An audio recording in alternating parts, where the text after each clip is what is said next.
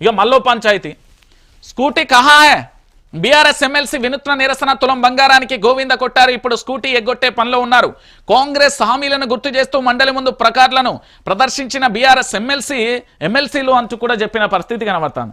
అయితే ఇక్కడ విషయం ఏంటి అంటే నేను దీన్ని చాలా గొప్పగా చెప్పుకోవాల్సిన విషయం ఏంటంటే మనోళ్ళు ఏదాన్ని అంటే ఇత గొర్రెలు ఊపినారు తలకే ఓకే ఓకే రే జై కాంగ్రెస్ జై బీజేపీ జై బీఆర్ఎస్ ఈ లొల్లి సల్లగుండా తెలంగాణలో పూర్తి స్థాయిలో మనం గొర్రెలం కాదు బర్రెలం కాదు లేకపోతే ఇంకేం కాదు. వీళ్ళు హామీలు ఇయ్యనప్పుడు ఏ పార్టీ అయితే మనకి ఎందుకు రాని అయినా కాంగ్రెస్ అయితేంది బీజేపీ అయితేంది బీఆర్ఎస్ అయితేనే. ఇప్పుడు హామీ ఇయ్యనప్పుడు నా ఇంట్లో సంక్షేమ పథకం వచ్చినా నేను బాగుపడి నలుగురు సాయం చేస్తా కదా. లేదా కాంగ్రెస్ వాళ్ళు బీఆర్ఎస్ వాళ్ళు బీజేపీ వాళ్ళు ఎవరి ఇంట్లో వచ్చినా కూడా మనందరికీ పూర్తి స్థాయిలో కూడా మంచి జరుగుతుంది కదా. అవన్నీ పక్కన పెట్టి వాళ్ళు ఎందుకు పోరాటం చేస్తారు, వాళ్ళు ఎందుకు మాట్లాడతారు, వాళ్ళకి ఏందట అవసరం అని అడుగుతారు. గిదెక్కడి పంచాయతీ అండి తెలంగాణ ప్రాంత ప్రజలారా? ఒకసారి మీరు ఆలోచించాలి. ఇక్కడ ఎమ్మెల్సీ కవిత ఏం చేసింది, ప్లకార్లు ఏంది ఇగో ఇక్కడ ఇక చూడుర్రి. సరే ఇది చూసిల్లా వీళ్ళందరూ ఏం చేస్తారు, స్కూటీలు ఎక్కడ అన్నారు. స్కూటీలు తీసుకొచ్చి అసెంబ్లీ సాక్షిగా నిరసన వ్యక్తం చేసిళ్ళు. మరి మా తెలంగాణలో ఆడబిడ్డలు ఉన్నారు. ఏంది వెనకట అప్పుడెప్పుడు చూసిండండి నారా చంద్రబాబు నాయుడు అధికారంలో ఉన్నప్పుడు ప్రభుత్వ స్కూళ్ళల్లో సైకిల్ ఇచ్చేది.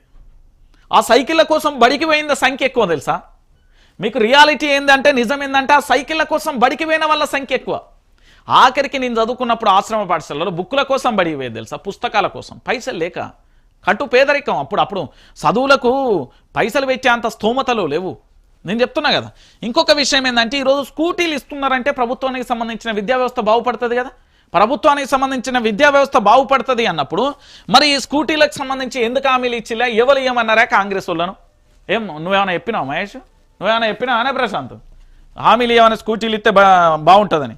అంటే తెలంగాణలో ఇది చూడుర్రి, ఈ గ్యారంటీల హస్తంతోనే ఏమో పెట్టిలు టైటిల్, హస్తంతోనే మార్పు సాధ్యం అట. ఏం హస్తం, ఏ మార్పు సాధ్యం? ఏం మార్పు తెచ్చినవా కాంగ్రెస్ పార్టీ వాళ్ళారా?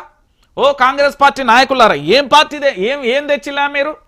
ఈ తెలంగాణ రాష్ట్రానికి హస్తంతోనే మార్పు సాధ్యం అన్నారు కదా. ఏం మార్పు తీసుకొచ్చిల్లు అంటున్న తెలంగాణ ప్రాంత ప్రజల కోసం మీరు ఏం మార్పు తెచ్చిల్లు? మీకు పదవులు లేవు, అప్పుడు నిరుద్యోగులుగా ఉండే, ఇప్పుడు ఉద్యోగాలు వచ్చినాయి. అప్పుడు కారు కూడా గతి లేదు, ఇప్పుడు BMW కార్లు కొంటారు. అప్పుడు సుట్టపోడు పక్కపోడు ఎవ్వరు లేడు, ఇప్పుడు అందరు వచ్చిల్లు. బావా బామ్మారిది తోటల్లుడట వానల్లుడట. ఎక్కడికి పోయినా మీ పంచాయితే కొనసాగుతుంది. ఇవాళ మీరు హస్తంతోనే మార్పు సాధ్యం. ఎవరిళ్ళల్లో మార్పు వచ్చింది? మీకు మార్పు వచ్చింది, మీ ఇళ్లలో మార్పు వచ్చింది, మీరు అభివృద్ధి చెందిల్లు. మా తెలంగాణలో ఉన్న సబ్బండ వర్గాలకు సంబంధించి ఎవరు మార్పు వచ్చిందే, ఏడ మార్పు వచ్చిందో ఒకసారి చూపెడతారా కాంగ్రెస్ పార్టీకి సంబంధించిన నాయకులారా? ఈరోజు నేతలందరూ చెప్పే ముచ్చట్లేందండి? ఈరోజు స్కూటీలు ఇస్తామని చెప్పింది ఎవరు? మా తెలంగాణ ఆడబిడ్డలు అంటే గౌరవం ఉంటే, నిజంగా ప్రభుత్వానికి ఇజ్జత్ ఉంటే ఇవ్వాలి ఆల్రెడీ. ఎందుకంటే మన తెలంగాణ ఆడబిడ్డలను అగౌరవపరచడమే కదా. స్కూటీలు ఇస్తామని చెప్పేసి అదేదో కాంగ్రెస్ పార్టీకి సంబంధించిన జాతీయ నాయకులు అంటారు. ప్రియాంక గాంధీ, రాహుల్ గాంధీ, సోనియా గాంధీ ఎల్బీ స్టేడియంలో జరిగినప్పుడే ఏంది మేము విద్యార్థులందరికీ స్కూటీలు ఇస్తాం. మరి ఏమైంది మీ హామీలు? ఏడమైంది మీ హామీలు?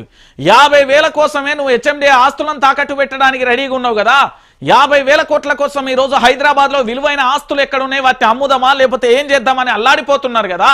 మరి ఈరోజు మీరు ఇచ్చిన హామీలన్నీ అబద్ధపు హామీలే, నీటి మూటలే, ఇవన్నీ అమలు కావు. ఈ తెలంగాణ ప్రాంత ప్రజలందరినీ కూడా కాంగ్రెస్ పార్టీ మోసం చేసింది అని మరి మొత్తం వాళ్ళందరికీ తప్పైందని ప్రెస్ మీట్ సాక్షిగా మీ అందరికీ పాదాలను వేడుకుంటున్నా, దండం పెడుతున్నా. బాంఛన మేము ఏమీ నెరవేర్చలేకపోతున్నామని ఎందుకు చెప్పలేకపోతుంది కాంగ్రెస్?